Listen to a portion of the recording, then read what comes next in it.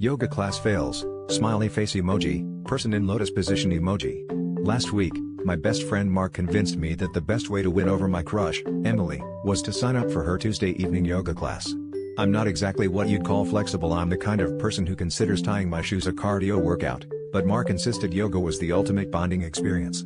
So there I was, armed with a brand new yoga mat, matching water bottle, and the kind of optimism that can only come from watching too many inspirational sports movies. I strolled into the studio, determined to impress Emily with my open-mindedness and, if possible, my core strength. Things got weird before we even started. The instructor asked everyone to set an intention, and while most people whispered profound things like inner peace or balance, I panicked and loudly blurted out, "Don't fart." The class giggled, and Emily shot me a look that said, "I hope you're joking, but I'm not sure." The warm-up began, and within 3 minutes I realized my body had all the bendability of a breadstick. Emily, meanwhile, seemed to defy physics, folding herself into poses I'm pretty sure aren't covered by my health insurance. Halfway through, the instructor announced we'd be moving into child's pose, which, as it turns out, is basically lying face down on the mat and hoping no one notices you're secretly Googling how to escape yoga class undetected.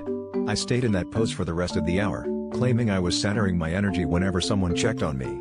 Mark took photos, Emily did a handstand right next to me, and the instructor asked if I was finding my inner child or just napping.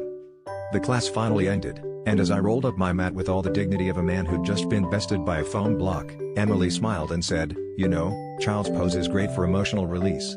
I nodded, trying to look enlightened, but really just grateful my limbs still worked.